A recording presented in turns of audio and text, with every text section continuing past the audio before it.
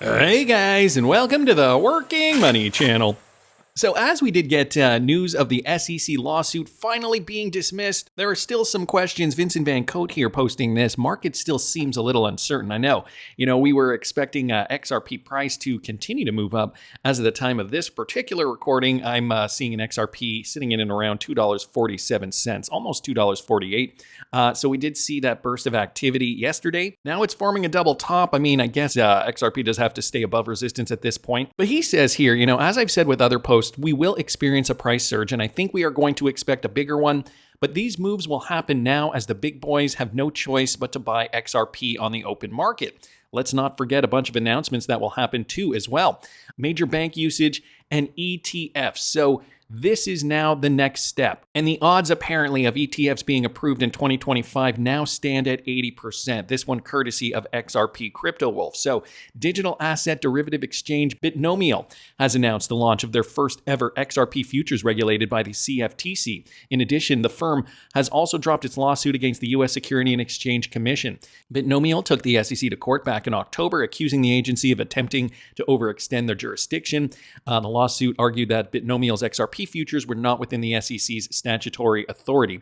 So that is, just now one company that has come out on the day that we got clarity. Wasting no time, says Anders. So just to that particular Bitnomial story, a couple of hours after the SEC drops their lawsuit, Bitnomial did come out saying they're launching their first ever CFTC regulated XRP futures in the United States, physically settled for real market impact. Plus, we voluntarily dismissed our case against the SEC as regulatory clarity does now improve. So current clients have now access to XRP futures as of March the 20th, 2025, which is today, guys. Prospective clients can now onboard with one of our FCM partners, and they list the partners there. So that is interesting news as we move forward into this new frontier. Brad Garlinghouse did drop a few nuggets as well. This one courtesy of Subjective Views. Realize what's about to happen. Listen up. Where do you think? What's your pulse on where people are going to start? Are they going to start with payments? Are they going to start with custody? Are they going to start with accepting stable coins?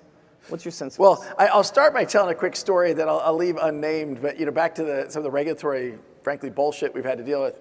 One of Ripple's payment customers actually debanked. We had deposits. So we're behind their firewall from an infrastructure point of view, and their compliance team decides they can't bank us. During this past administration, we got debanked, which you're kind of like, oh my God, this has got to be, you got to be kidding me. I remember it. But look, I think that there will be different strokes for different folks. We are seeing some tier one banks lean into custody because they have customers and they see the direction of tokenization of real world assets, the need to have a scalable, robust custody solution. For some customers, that is the entree point, and that's one of the reasons why we bought this company a couple of years ago, almost 2 years ago. Others, look, they are fundamentally more of a payments infrastructure play, right? I mean, certainly around remittances and some of the payment providers. And again, U.S. payment providers have not been as proactive around some of these technologies. And I think that may unlock now. So I know it's maybe an inadequate answer in some ways, and I'm not answering the question. I just think it's going to depend upon the type of bank. Some banks think of themselves more as around the custody side of the world. But I do think one of the fascinating things, and I think Sergey on stage earlier was referencing, stablecoin legislation, I think is close. I have heard from some tier one banks that they may issue their own US dollar stablecoin. And hard for me to predict how that plays out. Yeah. But that also is evidence that they're leaning in a way they haven't before. And again, if there's one thing I would emphasize to this audience, we are underestimating the tailwinds from the shift of the last 6 months. The largest economy in the world has been quite hostile to our industry and is now moving the other direction quickly. And I think we underestimate those tailwinds. Brad Garlinghouse here is saying that we're underestimating the tailwinds. So listen very closely. He did say this: the U.S. payment providers have not been as productive around some of these technologies, and I think that might unlock now. So we know Ripple has about 1,700 NDAs. We know they are a confirmed partner with Bank of America. I'm sure many other American banks as well. We just don't know the details yet, but guys, that could change very soon, shifting the price of XRP. I mean, we're getting these FOMO pumps, which is great, But at the end of the day, what does this all mean? What's 2025 going to bring? Is it going to bring just another spec run? Are we going to go up to those prices anticipated in a speculative bull run? Or are we going to see XRP prices go even higher than that? I mean, it's a good problem to have. For more information, follow me at patreon.com/workingmoneychannel for my insight on what I think the market holds. The thing is, too, with the Patreon, I'm updating it regularly, and, things can change pretty much like that, boom, on a dime. And so now we got the Ripple lawsuit cleared up. That's another milestone that we should be very excited about. But anyway, wanted to thank Subjective Views for posting that. Another one here from Subjective Views. So now talking about the banks, the banking system, how they're pivoting very, very quickly, or at least they will very quickly. Why would the DTCC Chief Risk Officer now be joining a project built on the XRP ledger? So another observation here, this is Boris Deichmann, okay, Chief Model Risk Officer at the Depository Trust and Clearing Corporation, or at least he used to work there. We do have, I'm just going to put this up here, okay, so he was there, or currently is still there, July 2020 until present, but guys, he recently just joined as a member of the board of advisors for Axology. And for those of you guys who do not know, Axology does have a partnership with Ripple. So we can choose to build a new future. And it is with that in mind that I'm joining a credentialed, vision-driven team of the company building the future in an advisory role, the inevitable transformation of the very infrastructure of capital markets. Meet Axology, the DLT fintech spearheading adoption of the tokenized financial instruments. So this guy's still working for the DTCC as well. And back in July of 2023, Ripple did partner with SuperHow for Axology project. So for those of you guys who did not know, Ripple did partner with the blockchain technology Superlab for the Axology project particularly. Both companies will test and issue cryptocurrencies such as CBDCs and stablecoins with the project. Axology is an infrastructure system for the trading and settlement of tokenized securities. Built on the foundational XRP ledger, the project enables multiple layers of capital market infrastructure to exist on a single technology layer, making processes more efficient and launching new business models. The partnership also aligns with the EU DLT project scheme and the digital finance package aimed at promoting the adoption of cryptocurrencies and cross-border payments with digital currencies.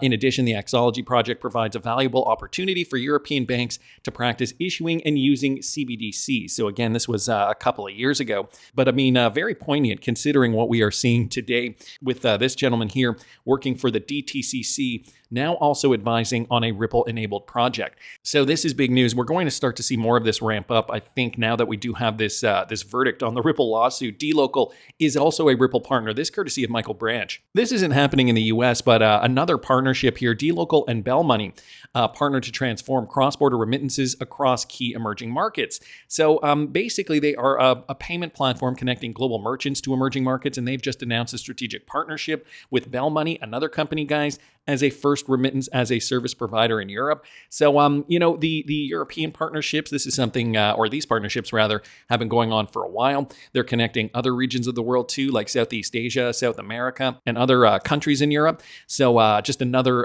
little bit of news there from dLocal. Wanted to thank Michael for posting that. But guys, now we're getting more news like this, okay? LMAX or LMAX Digital clients can now access the RLUSD stablecoin. And I don't know if this has to do with the most recent development and the news that we just got yesterday.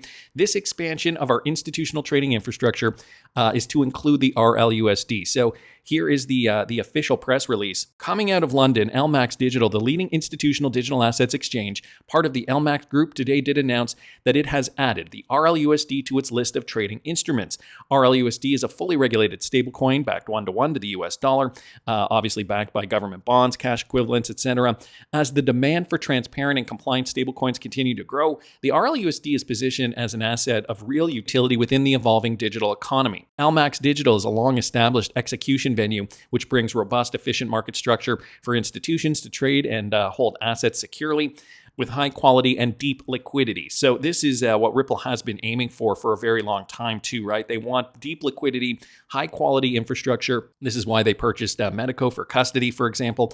LMAX Digital has supported XRP trading since 2018. So they've always been a partner of Ripple, but now they're moving into the RLUSD space. And I think this is because we are now on the precipice of that stablecoin legislation. Commenting on the listing, Chris Knight, managing director of LMAX, he said, we are pleased to expand our institutional trading infrastructure to include RLUSD pairs. The introduction of this fully regulated US-backed stablecoin aligns with our commitment to provide institutional clients with secure and transparent market access to the most liquid digital assets. As greater regulatory clarity emerges for stablecoins, so we expect them to play an increasingly significant role, in the digital asset ecosystem with growing financial use cases. So here we have it, guys. Now we have LMAX Digital jumping on board for the RLUSD.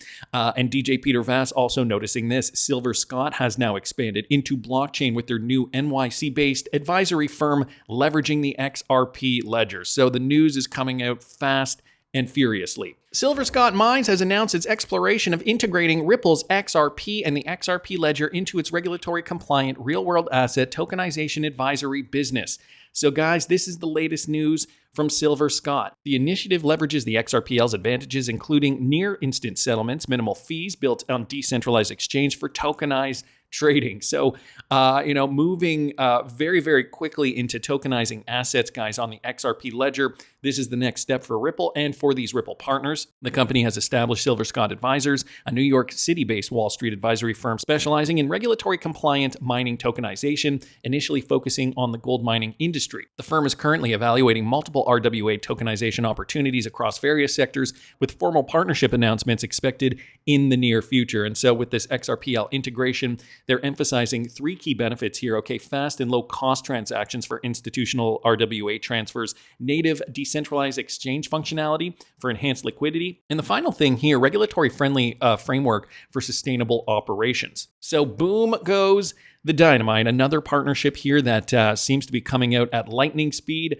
We got a flurry of activity. Usually it is the foreign Ripple partners, the ones that are not based in the United States, where we see day-to-day partnerships. But now we are seeing more interest, I think, for U.S. companies, because now banks are leaning in. They really are leaning in, as Brad Garlinghouse did mention. Where was it here?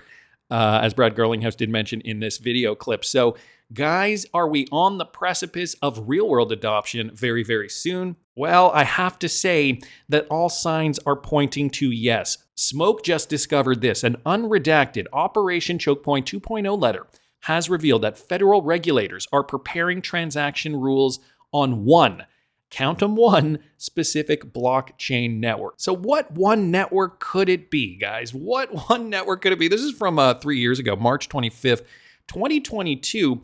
And I'm going to read you guys this. So some of it is still redacted, but part of this is now available for the public to read. So they're saying on this, this associated with the this institutions was launched to further the adoption and interoperability of a blank to facilitate the transfer of value on a blockchain.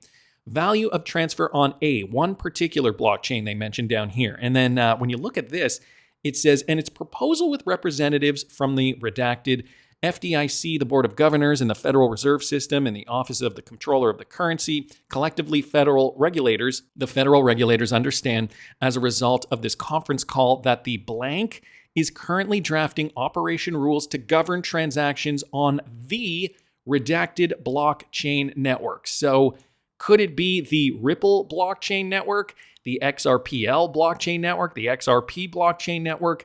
Regardless, it is one blockchain network that the FDIC has commented on here. Seeing that we're getting news of so many partnerships now, it does seem likely that the XRP ledger is going to be in the spotlight probably for weeks or months to come.